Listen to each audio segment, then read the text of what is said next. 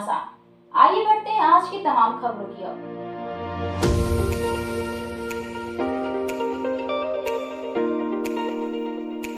कार्तिक माह के कृष्ण पक्ष के त्रयोदशी के तिथि के दिन समुद्र मंथन के समय भगवान धन्वंतरी अमृत कलश लेकर प्रकट हुए थे। इसलिए इस तिथि को धनतेरस या धन त्रयोदशी के नाम से जाना जाता है। इस दिन धन के देव कुबेर, माँ लक्ष्मी, धन्वंतरी और यमराज की पूजन की जाती है। इस दिन सोना, चांदी या बर्तन आदि का खरीदना शुभ माना जाता है। धनतेरस का शुभ मुहूर्त 6:16 से स्टार्ट होगी और 8:11 तक रहेगी।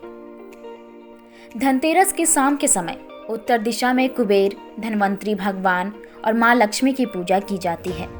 पूजा के समय घी का दीपक जलाएं, कुबेर को सफ़ेद मिठाई और भगवान धन्वंतरी को पीली मिठाई चढ़ाएं। पूजा करते समय ओम श्री कुबेराय नमः मंत्र का जाप करें।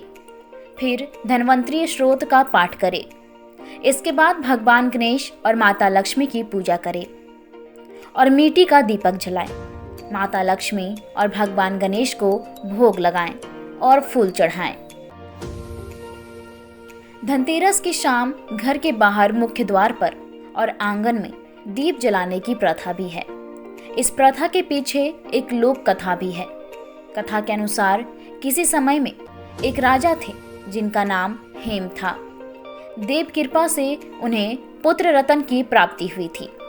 ज्योतिषियों ने जब बालक की कुंडली बनाई तब पता चला कि बालक का विवाह जिस दिन होगा उसके ठीक 4 दिन के बाद वह मृत्यु को प्राप्त होंगे। राजा इस बात को जानकर बहुत दुखी हुए और राजकुमार को ऐसी जगह पर भेज दिया जहां किसी स्त्री की परछाई भी ना पड़े। देवयोग से एक दिन एक राजकुमारी उधर से गुजरी और दोनों एक दूसरे को देखकर मोहित हो गए और उन्होंने गंधर्व विवाह कर लिया। विवाह के पश्चात विधि का विधान सामने आया। विवाह के 4 दिन के बाद यमदूत उस राजकुमार के प्राण लेने आ पहुंचे। जब यमदूत राजकुमार के प्राण ले जा रहे थे उस वक्त नव विवाहिता उनकी पत्नी विलाप सुनकर उनका हृदय भी द्रवित हो उठा, परंतु विधि के अनुसार उन्हें अपना कार्य करना पड़ा। यमराज को जब यमदूत यह कह रहे थे उसी समय उनमें से एक ने यम देवता से विनती की कि हे यमराज, क्या कोई उपाय नहीं जिससे मनुष्य अकाल मृत्यु से मुक्त हो जाए। दूत के इस प्रकार अनुरोध करने से यम देवता बोले, हे दूत, अकाल मृत्यु तो कर्म की गति है। इससे मुक्ति का एक आसान तरीका मैं तुम्हें बताता हूँ, तो सुनो।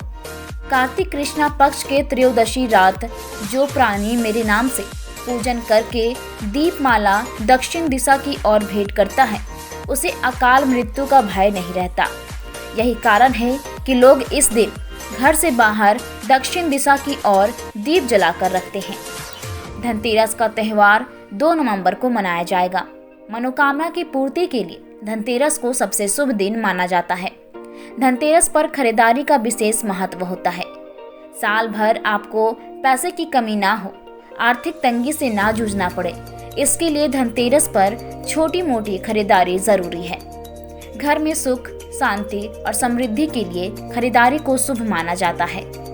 कहा जाता है कि धनतेरस के दिन खरीदी गई कोई भी चीज साल भर शुभ फल देती रहती है। ऐसे ही तमाम खबरों के लिए स्ट्रीट बस के YouTube चैनल को लाइक और सब्सक्राइब करना ना भूलें। धन्यवाद।